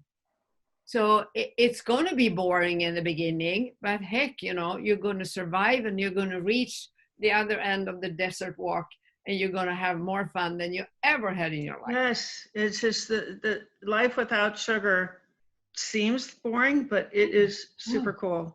I just have one more thought that about the approach that you were talking about, Florence. So somebody who says, "Oh, I have sugar sometimes," what they're missing is that sugar does more damage actually than cigarettes. So this is an analogy which brings things into focus. That Nancy Appleton book, Lick the Sugar Habit, even at that time, 30 years ago, she had a list of 125 diseases and the study that showed the connection to sugar. Yeah. Processed foods are the leading cause of preventable death on the planet. And they have overtaken smoking as the leading cause of preventable death. So anyone who says, oh, I have sugar sometimes, just put the word cigarette in there and you can see how, that's why I hesitated. I don't have the right word. You can see how blank it is. So if you say, I have a cigarette sometime. I know. I hear you. I have a little bit of heroin on Saturdays. I know, but I do heroin every now and then, or I do cocaine. You know, I just have. Yeah, I just eat a little bit of dog poo. Yeah, just a little. I know, and I really struggle with this. And I only honor the work of Catherine Hansen and people that come out of the emotional eating world, because they teach their clients to snack on junk food to make peace with it. And it's this whole approach. And I don't want to be the kind of person that bashes other people's work and approaches and truths. But I have to say that, look, if you're not addicted to sugar and you're the type of person that can take it or leave it, oh, for God's sake, leave it.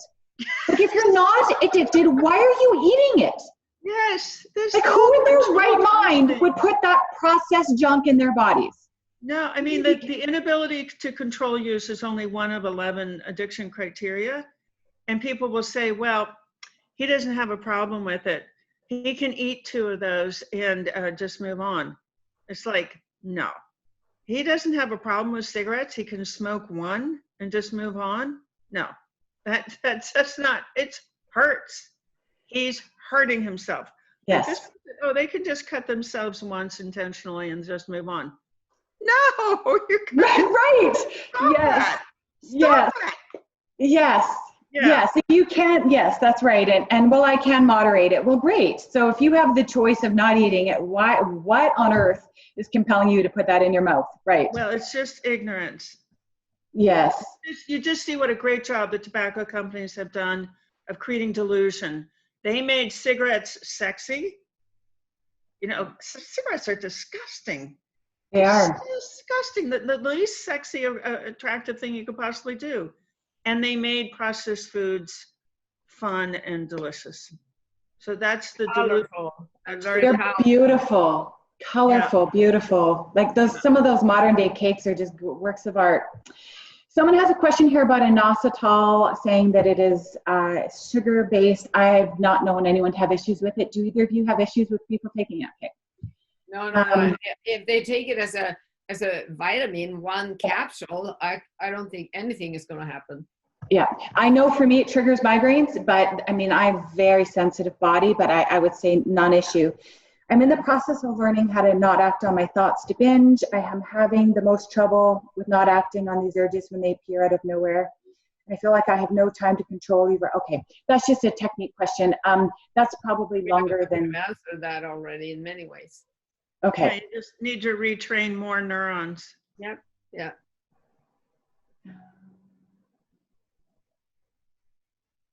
Oh, for some reason, let me pull this up. I think that's my issue here.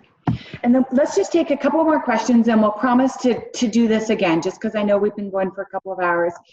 I know it is a habit. What is your advice for becoming more aware of these urges and not acting them? I've been doing this for over 50 years. So there's a difference between a habit and an addiction. I'm going to jump in here. There's a difference between a bad habit and an addiction. And the book, The Affliction of Addiction by Adam McArnold, argues that addiction is a biochemical reaction, and it's the intensity and the speed at which a substance affects our brain chemistry. So if it's really fast and really intense, we're more likely to become addicted to it. And if there's no reaction and it's a real delayed reaction, you're not likely to become addicted to it. So for people who have a bad habit, there might be a little bit of a pleasure lift or some sort of, something kind of nice happening, but your willpower can, if you have a really good reason, some support, some great recipes, a bad habit can be addressed by willpower and you can turn it around and just move on. Addictions do not respond to willpower because it was never designed for that, ever. It's meant to get our butt out of bed at 7 o'clock in the morning when we need to go to the gym or get to work, but willpower being used to deal with an unrelenting, unabating desire for these drug-like foods. It's just exhausting. Sooner or later, it's going to fail you, which is why all these different tools and strategies are being talked here today. If you have a habit, it's different than addiction, and probably you should do Bitten's assessment. I haven't done it. Sounds very intriguing, but there's lots of quizzes you can take to determine whether or not you're truly addicted versus whether you just have a bad habit. You can relatively easily, with a bit of effort and some good reasons, get off it. So if you are if you've been doing this for 50 years, my guess is you're probably an addict, which means that reach out for help. Don't do this alone. We're talking about the importance of finding experts and communities that can support you. Anyone else want to add something to that? Yeah, well, when you know how harmful these substances are, it's just like I don't have cocaine in my house. I don't have cigarettes in my house. These substances, they're addictive substances. Just like, why do I have them in my house? It's because I have bought into the tobacco company's advertising and delusion campaign. And I still think that they're kind of fun. Just like people thought cigarettes were fun. They should, this is universal. Yes, we have a lot of talk about addiction. Is it addiction? Is it a habit? Just cut through all of that discussion. And like, if you don't have cocaine in your house, you shouldn't have processed foods in your house for the same reasons. And I think it's interesting when we do the assessment, the sugar assessment, the other variable is harmful use. It's not even a habit. We're not even talking habit. If it is not an addiction, it's harmful use. I think that's an interesting terminology. Harmful. I love it. Right. Who cares if it's ultimately, who cares if it's a habit or an addiction? Get rid of it. It's harmful. Yeah, it's a great word, harmful. I don't believe in habits. I mean, throw that habit, you do it maybe a couple of times and then you quit. But, harmful use is very dangerous too, but it isn't addiction. But you need to understand the difference. Oh, that's brilliant. Every bite is harmful, and every bite of processed foods is harmful. Yeah, exactly. Absolutely. How do we get the frontal lobe working more and override the primitive animal brain? It's not going to happen. Do it different. The frontal lobe is 2% of the brain. The frontal lobe will never, ever, ever control the other 98% of the brain. You have to retrain the other 98%, which is they're conditioned cells. All cells are subject to conditioning. Pavlovian conditioning, Pavlovian learning. You've got to train that other 98% of the brain to respond differently to cues. Like one of our big affirmations is that food makes me sick. So if I look at a processed food or a shop that's got some kind of seductive messaging in the window, I have trained my neurons to go straight to that food makes me sick. That's a training. That's like learning a language. I know the word for car in English, and now I want to know the word for car in French. So by repetition, Bitten's talking about doing it over and over again, I make my car, voiture, flashcard, and then when I'm in France, I look at a car and the word voiture comes to mind. So instead of looking at a processed food and say, oh, I love that, it's my birthday, it's so yummy, you go, oh, that food makes me sick. That's retraining neurons. I love it. All right, we've been at 2 hours and there's so many good questions left. So I guess what we'll probably have to do is see if we can talk these beautiful, fine women back into maybe a part 2 some other time when our schedules permit. So these questions are great. And maybe Amy and I as well could, so you don't feel high and dry, maybe Amy and I can make an effort to try and answer these questions as well another time. So thank you, everybody. So Bitten and Joan, do you feel like this is a good place to end? Absolutely. Okay. Yeah. All right. Is there any final comments you'd like to make, Bitten, before we wrap up today? No, I think, a lot of the questions are sort of the same, but from different angles. So I think that people would get, a lot of things out of what we've talked about without getting their specific question answered, is what I see. I just want to say one thing to somebody that asked, where do I learn more about relapse prevention?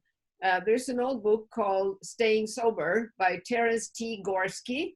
It's the first book about relapse prevention that I read, and it absolutely blew my mind when I understood, the sequence of risk situation, relapse, warning signs, triggers, cues. And I thought, oh my God, because relapse is not something that comes out of the blue and hit you in the head. Oh. You need to learn, Joan talking about the mirror neurons, you need to retrain your brain to handle it, Otherwise you're a sitting duck for boom. Yeah, I'm going to just segue right onto that and say, somebody is going to control that other 98% of the brain through messaging. Yeah. It's either going to be you through deliberate control and adjustment of your house, car, travel pathways, people, or it's going to be the food industry. We don't want that. I love it. I love that. Marketing. So don't just fall into the delusion of like, oh, I'll be okay if I don't do anything. No, there's a predator out there. The food industry, addiction, marketing scientists use a technique called surround marketing, where first they addict and then they provoke. So you've got to be proactive about your cueing. I love that, Joan. You know what I love most about it is because addicts tend to be feisty. Jack Trimpey says that you can't be an addict if you don't have very strong life force energy. You can't handle getting high, right? And for people who are addicts are the lucky ones, because we actually can get lit up by life. We have the capacity to get lit up and be alive, whereas there are people who come in flat and they can't. We're lucky. We just need to get lit up on stuff that isn't killing us. But because we're so feisty and we're sort of like, don't tell me what to do types, right?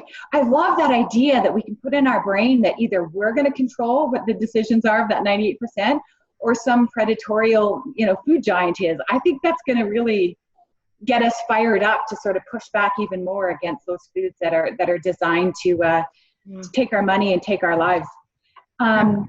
Awesome. Amy, welcome. Thank you so much. Amy was behind the scenes working on the chat, summarizing some of our key points. So thank you so much. Amy, do you want to add any final comments before we wrap up today? Well, I just stayed off screen because it was about all these beautiful women. 4 of you are legends in the addiction world, in the sugar addiction world. You all have changed my life so incredibly. 3.5 years ago on the 2nd annual Kick Sugar Summit that I listened to, and I bow to you. Bitten, I'm thinking about taking your course because yeah, I'd love to do that. Florence and I are certified health coaches through another organization, and I just want more training, and I love what you ladies stand for and shining in this world, and Vera Tarman, Dr. Vera Tarman as well.